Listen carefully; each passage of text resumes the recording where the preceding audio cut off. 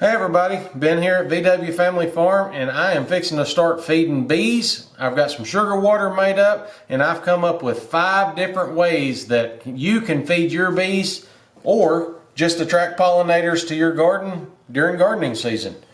One way that I've fed bees for many years is a 5-gallon bucket. I can't use this one because this one's actually Andrea's. Mine broke and I've got to go get me another one. But all you'll need is a 5-gallon bucket that actually has a lip on it right here with little recessed little indentions, divots down in there. That is a must. And also on that, you'll need a gamma lid. This is a lid that the outer ring snaps on, and then it's got a lid that unscrews from it, but it also has an O-ring right here that seals it. This snap-on ring right here, it's got an O-ring on it, and you'll snap it on all around your 5-gallon bucket. Once you've got this outer ring snapped on here, put your screw-on lid back on, screw it down tight. That way that O-ring seals and none of your sugar water leaks out. But before you do that, like I said, I can't do it to this one because this is Andrea's. But what you need to do on your bucket, you'll get you a light shining through, and I've got one right here. You'll shine through from the outside in where you can see where those rings are. And you can see those rings all around there. That is key to this type of feeder. And then all you'll need is a drill with a real tiny, this is a 1/16 drill bit.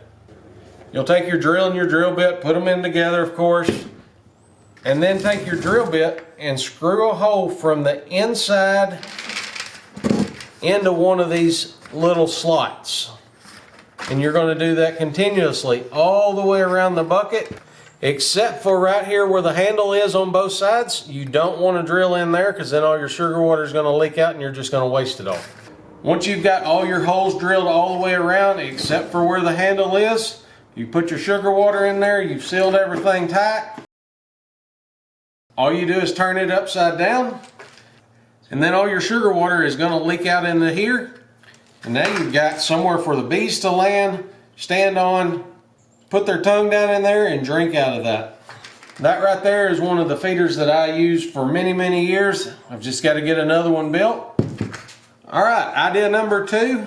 These are called frame feeders. They sit down in a beehive. So if you're a beekeeper, these are really handy. You can feed inside the hive or you can feed outside the hive. I'll take an empty deep brood box and I'll line about 5 or 6 of these up, stage them all in that deep brood box, fill them all with sugar water, and the bees can come in there and get them. You can also put these in nuke boxes, deep frame, 10 frame boxes, 8 frame boxes, whatever you have there. These are deep frames, so they also do make them in shallow. You can feed these in the hive, outside the hive, whatever your preference is. These also, some of them will come with a board on the top of them and 2 tubes that go down in them. They're called cap and ladders. Mine didn't have that. I actually bought these off of another beekeeper.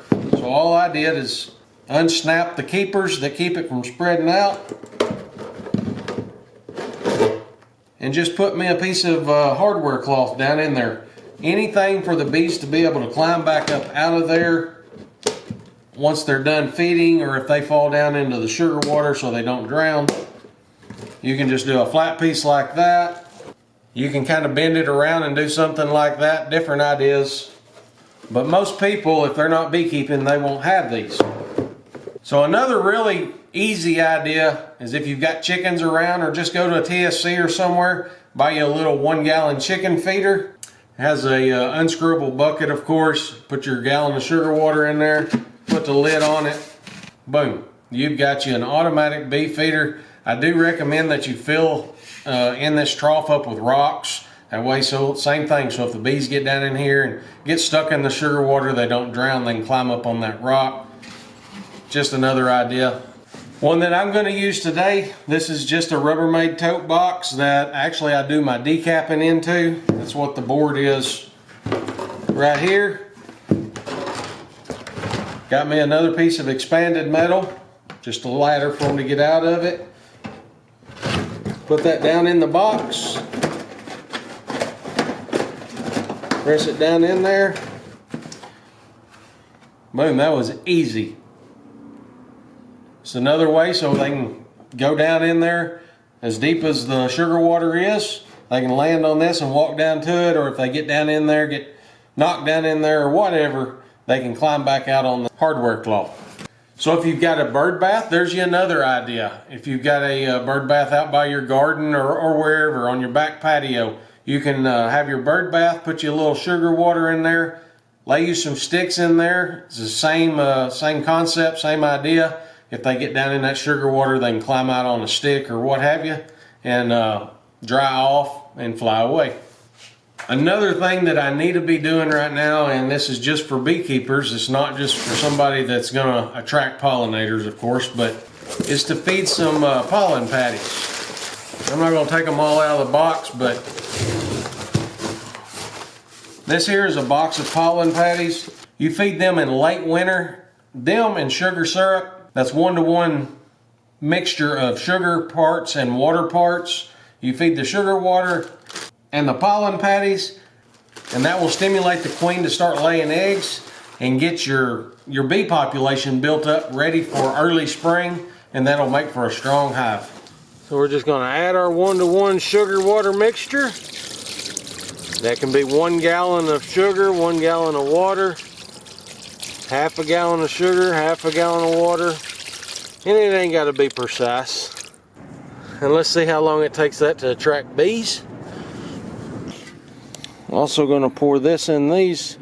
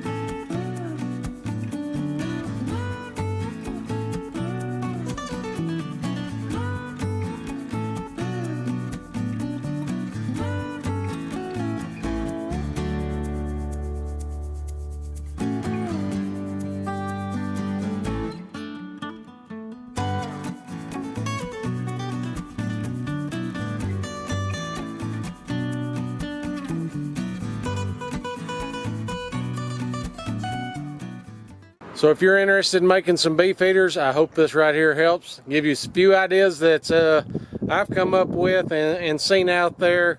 I've personally using them right now.